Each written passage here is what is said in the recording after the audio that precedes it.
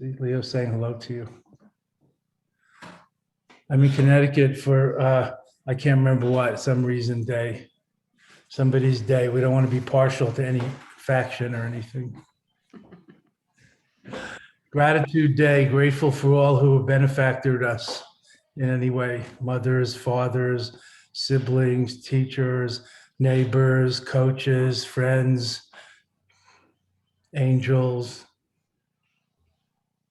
Yankees, Dodgers, Patriots, anybody.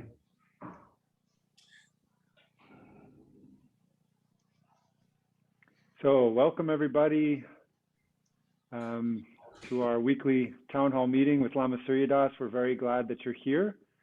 I'll be posting upcoming events in a moment. At the end, we usually have time for questions. So please feel free to write them in the chat, either send them to me at the Dzogchen Foundation or just write them in the chat. And without further ado, thank you so much for being with us today, Lama. Thank you. Ben Byers, ladies and gentlemen, from Berlin. That's Berlin, Germany, in case you're wondering.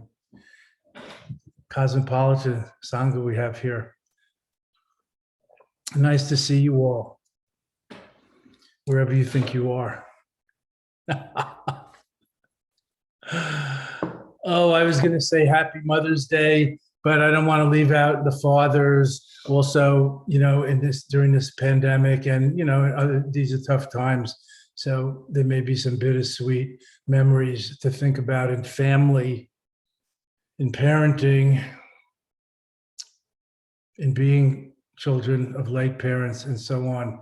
So our heart goes out to all who feel that. And, you know, happy is just a word, but we're acknowledging the gratitude for bringing us into the world of whoever has. I mean, some may be orphans and never even met their mother, but we all mother sentient beings had some kind of birth benefactor. And Mother's Day, as I heard when I was listening to NPR this morning, you know, doing my research, I used to read the Reader's Digest, but I can't find anything with paper or bindings anymore in this electronic era. So I was listening to the radio. Oh, that's an old-fashioned relic too now. And somebody named Ann Jarvis, a good Christian soul, started this in Grafton, West Virginia in the early 20th century. And of course, it became commercialized and popular all over the world and is celebrated today in 40 countries. Needless to say, the sacred feminine energy, which is in all of us, the sacred feminine, the goddess archetype, if you like, has been celebrated in all kinds of goddess days and Mother days and Mother Earth days and Mother Mary days, Mother Church days, Mother Kali and Durga days, all over the world for so many millennia.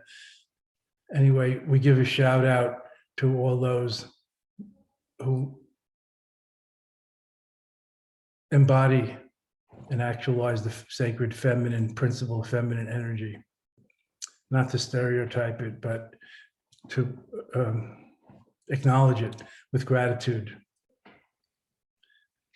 My mother's always with me, the mother of this life. And in Tibetan Buddhism, we always say, dedicate these prayers and aspirations and well-wishing to all motherly sentient beings.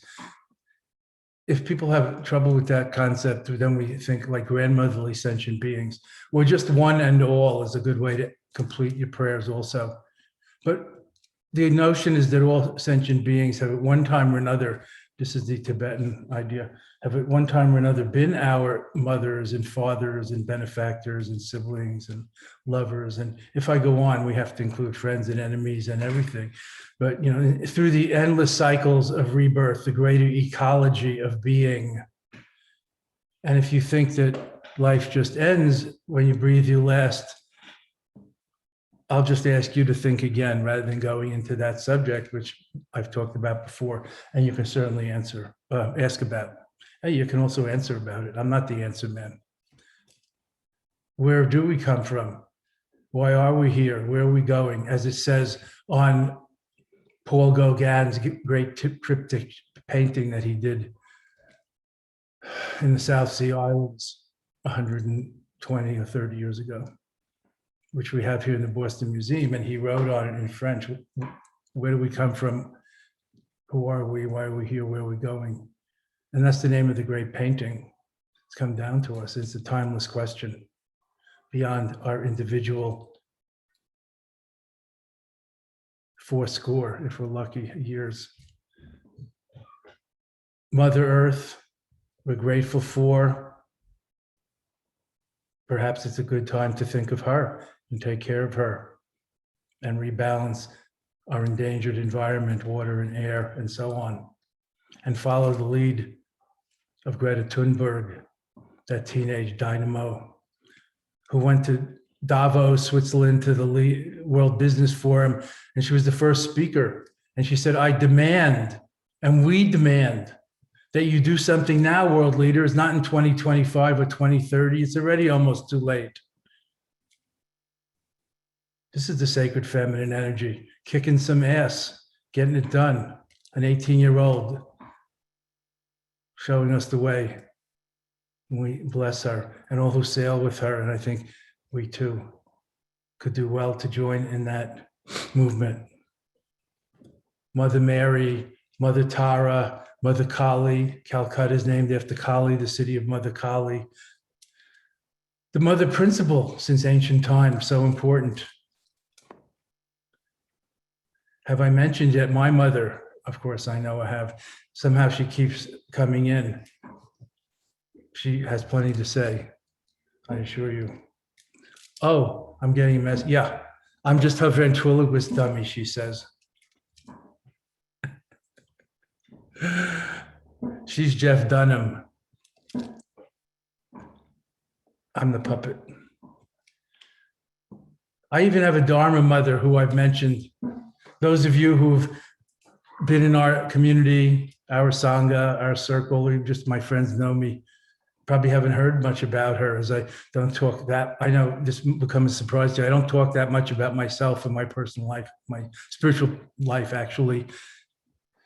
My Dharma mother, Amala Palden-Chutki, who was the wife of the Kanjur Rinpoche, a great visionary in Teretan, my first Dzogchen master, Tukupema Wangyal, Rinpoche's mother, who passed away in Europe a few years ago. She was my Dharma mother since the 1970s, and a very saintly and wonderful woman who helped make me whatever menschly qualities I might have, as well as my parents and others that I'm grateful to.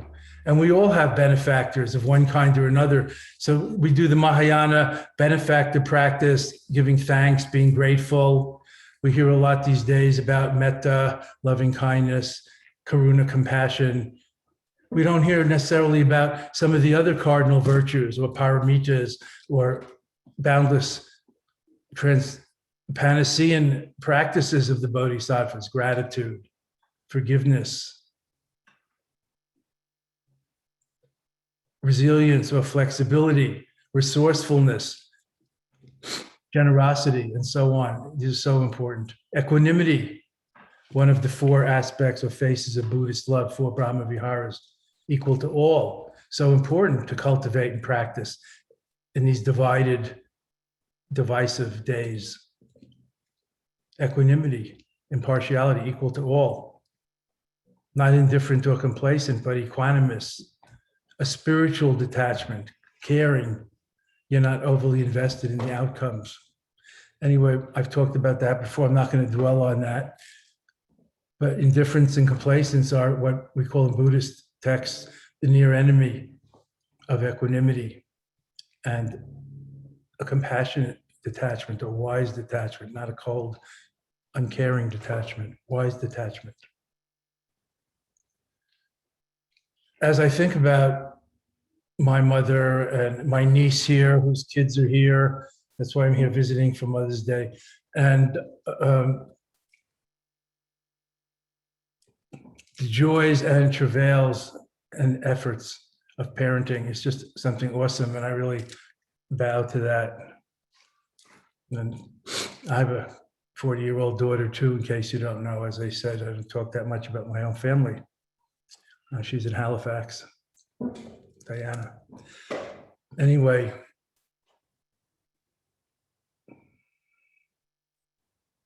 the Bodhisattva, the Mahayana is like the mothership. The Bodhisattva is like its captain or driver, carrying one and all to a better world, a better life, to enlightenment, if you will. If the ship is the path or the tradition, like the body of the church is the buildings but the leaders, the spiritual people, or the captains, or the activists, the bodhicitta, the altruistic heart mind for awakening, is the engine. Without that, the vehicle don't go. And there's nowhere to point it or lead it by the captain, by the activists. The bodhicitta, the awakened heart mind, the noble heart mind, the Buddha mind, compassion, loving kindness, joy, enthusiasm, gratitude, forgiveness, all that. The precious, indispensable bodhicitta, awakened consciousness. Hard to translate, look it up. There's different kinds of bodhicitta and so on. The precious bodhicitta is the heart of the bodhisattva. It's the engine that drives this great vehicle of universal enlightenment, Mahayana. And then what's the blood that heart is pumping? That's what we need. That's what we're tuning into. That's the Dharma.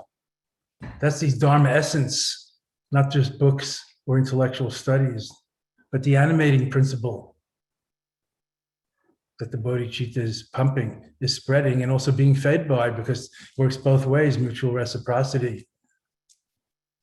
The heart pumps the Dharma, and the Dharma pumps the heart, and the engine, and all that. It's all interconnected.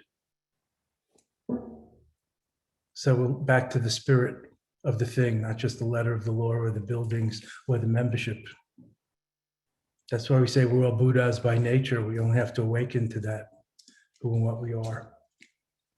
Not Buddhists. We don't have to convert from anything to anything to awaken, to live authentically,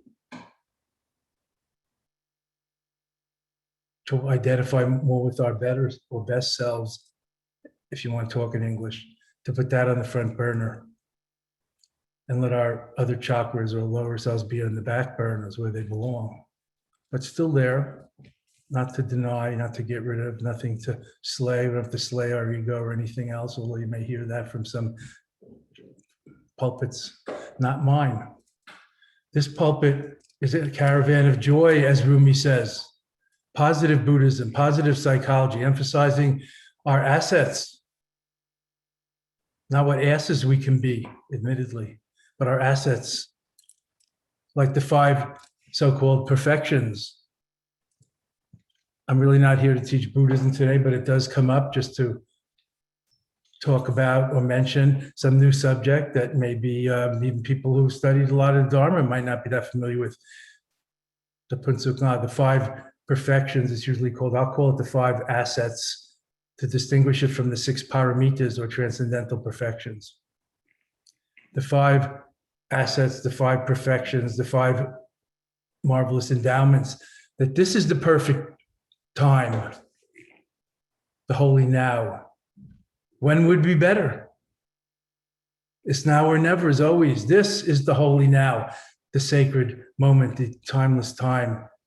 This is divine time in every moment of past, present, and future linear sequential time. The now, the holy now. Maybe we need a new now, because the now is getting so old, so we're so used to it. A new now, this now. Nope, you missed it. This one, not Eckhart Tolle's, not Baba Ram Dass's, not the now that was on the desk of Immanuel Kant, the great German philosopher. The new now, the crest of the wave that's rolling, which is us.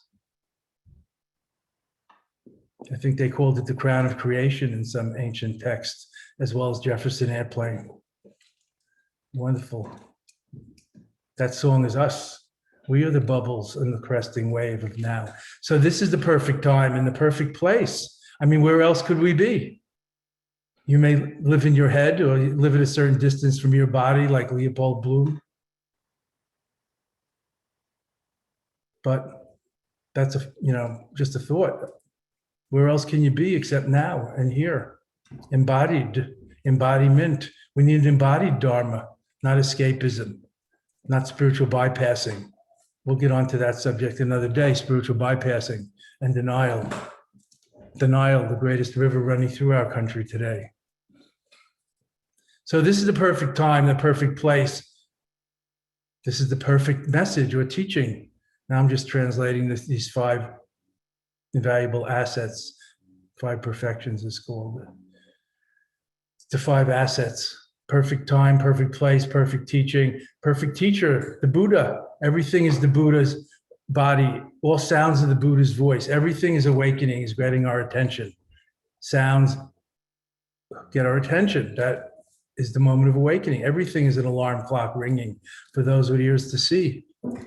The perfect teaching, the perfect teacher, enlightenment is teaching us. Truth is vivid everywhere. And then 5th, and this is the hardest one, the perfect student or the perfect gathering. What? Me? Come on. I'm a train wreck. Well, I'm sure there's some reason for that image or joke or thought. It's not the whole story. We love the comic who calls herself a train wreck. We love the sense of self-deprecation when a speaker talks like that. It ain't all bad. Not that we wish train wrecks on anybody, but sometimes failing can be the best teacher. That's why the Dalai Lama always quotes the Buddhist teachings of attitude transformation, Lojong tradition. The enemy, the crisis, the difficulty can be our best teacher, as Shantideva, the peace master, said.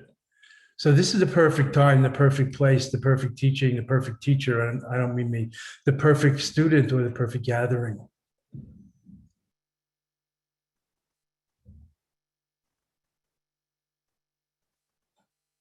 So enjoy it, savor it, appreciate it. I'm grateful. I love getting together like this. I think it's important also. So nice to see you all and be you all for a few moments, co-meditating, intermeditating, interbeing together.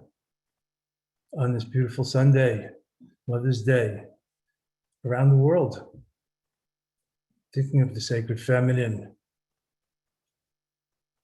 I think it's time. The men have been on top, the male has been on top for so long in our world. It's time to give the female that opportunity, or to just stand aside and let them take it. I mean, just for a short while, then we'll be back on top. Don't worry, men. But it's all about balance. That's the great middle way. Not all or nothing, not always and never.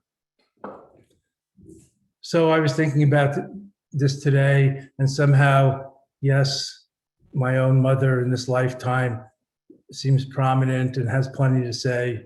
And as she said once, putting up her hand in the back, sitting with my father at the back of a big room in Lake Canandaigua, New York, at our Notre Dame Retreat Center that we used to have summer retreats at in the 90s. She didn't put up her hand, as she said. She said, I'm the Lama's mother. I don't have to put up my hand because I'm the Lama's mother, and I've been his guru for 50 years. The Tibetan's only for 30. So if you have any questions about him afterwards, you know where to find me. I'm here, right here in the back with his father. So I'm sure she's here in one of these tiles or postage stamps, or in each of us and all of us, the mother that we've all had, or the motherly principle always watching over us. In case you're not a scholar of Eastern languages, the name of the Buddha of Compassion, Chenrezig in Tibetan, means the all-seeing, or she who's watching over us. In Sanskrit, it's Avalokiteshvara, the same archetype or deity, same archetype. Avalokiteshvara, lording over the world, meaning like embracing the whole world, supervising, holding us in their gaze, like on the child monitor, always there. Some translators all-seeing, but I think the watching over is the important part, not the omniscient part. All-seeing, that's not that helpful to us. And I still feel that. I hope you do too. Whether it's for your parents or your elder or your mentor or your teacher or whoever, helped you the most in your life. And it doesn't have to be just one person or even a person. It could be your pet. It could be your angel, your archangel. It could be God. Whoop. I forgot this is a Buddhist gathering. Buddhists tell me they don't believe in God, but I don't really believe them, especially Western Buddhists. I love God myself, but how you think of that principle, that's another whole matter for another day. So thank God for the sacred feminine energy and principle within us all and in this world. And Mother Earth, our mothership, and the Mother Church of pure spirit that we all live in and that also animates us. Pure spirit. Bodhicitta might be not a bad translation of that. And thanks to my mother, Joyce Miller. And also all of you who are parents, who are mentors, who are leaders, who take responsibility for anything, even if it's just a pet or a garden, or even yourself. That's also a form of enlightened leadership, assuming responsibility for yourself. Don't be dualistic. Don't discriminate against yourself either. Our practice includes one and all. One means oneself, one and all, and oneness, all in one.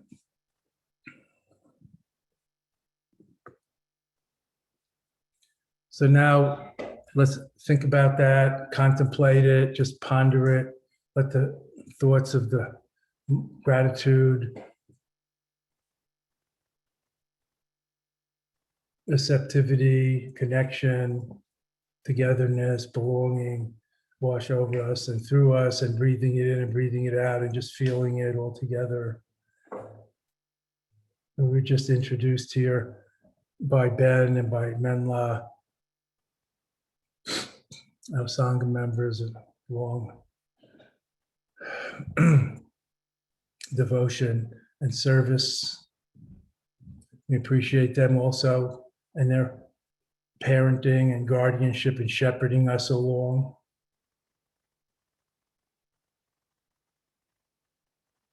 They said there are three kinds of bodhisattvas in the Buddhist texts. The captain-like bodhisattva, who's on the captain's bridge of the great ship of fools that we're all on, but who's a little bit above it all. The king-like bodhisattva, or queen-like, the sovereign, who's even further removed and is like the richest person in the world, is even further removed. But like the benevolent king or queen, sovereign. And then there's really the best one, which is the lowest. I put it last as the highest on purpose, which is the shepherd-like bodhisattva, who doesn't go into the fold or rest until all the sheep, all the lambs are brought home before dark and safe. As my father used to say, how was your day at school? And how was your game after school? And how are you? And all. But the main thing is that we're here at the dinner table again together. That's what I really care about, that we're all home after our busy days. So the shepherd-like bodhisattva, who's the last to enter the fold, that's what people usually think of as the Bodhisattva vow, which again, you can read about. I'm not going to belabor what that is about today. I have a whole book on that. The 10 transformative practices of the Bodhisattva. Buddha is as Buddha does. So being a Bodhisattva is our goal, following the Bodhisattva code, practicing the Panacene practices that lead to enlightenment and that also are enlightening, and living the awakened or enlightened life now, not waiting. Because this is the perfect time, the perfect place, in the great perfection. All complete, all good. Kuntazampo. Our lineage of positive Buddhism. The joy of awakening together. Following our joy path, as somebody many of us learned a lot from. I'm grateful to Joseph Campbell said. Thank you. So just savoring this and thinking about this, whoever comes to mind or whatever, however it is for you. And if it's sad or bittersweet and tinged with loss, that's part of it too. Grieving is love in action. No need to suppress it, but there's healthy grieving and then there's other kinds.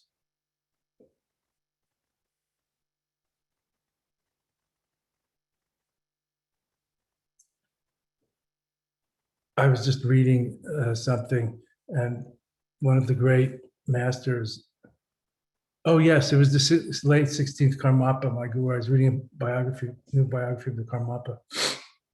And it said when his guru died, he cried. And people say, why are you crying? You always teach non-attachment and equanimity. And that people will be reborn and, rejoicing in what they've done in this life and the good karma and virtue and loving connection and all they did for us and how grateful and everything. And he said, because I'm not the only one that can benefit by them being in this world. And now they're gone, at least for a while. So there's always this feeling of interconnection, of the opposite of selfishness or narcissism and solipsism. Yes, assuming responsibility for oneself, and also empathizing or feel connected, interconnected with all around us, seen and unseen. All who are motherly, sentient beings, grandmotherly, parently, loving in their own areas, in their own ways, certainly. So just breathing it in and breathing it out, all this precious bodhicitta, which has a jewel with so many radiant and heartwarming facets. The jewel of Dharma, the wish-fulfilling jewel that the four-armed Avalokiteshvara Chenrezig holds in her hands, the blue, like the sky, wish-fulfilling jewel that irradiates and warms and illumines and heals and holifies the whole world. Breathing it in and breathing it out and letting go of everything else, being Avalokita, if you can, dual seeing, looking over all, just like you're always on the baby monitor, thinking of your kids and your grandkids, wherever they are. That's Avalokiteshvara in action coming through you. Don't put it so far away, up in heaven somewhere. We all have our baby monitors listening to the breath and the wellness of those we love. What do they say? A mother is only as happy as her least happy child. I've heard that. It resonates. Always tuned in, like Avalokiteshvara, always looking over us all, embracing us all in their hearts, wings, arms. Being that, recognizing that in ourselves is not so hard. Think about you with your baby monitor, listening to your baby. Or as somebody told me, I just go in their room and listen to them breathing. Or I couldn't stand being away for a whole night when they were 5 or 6 or 8, whatever it is. I'm so used to hearing them breathing. That's the subtlety of bodhicitta in every moment. Tuning into that universal life, breath, spirit, inspiration, expiration, moving in and out through us every moment.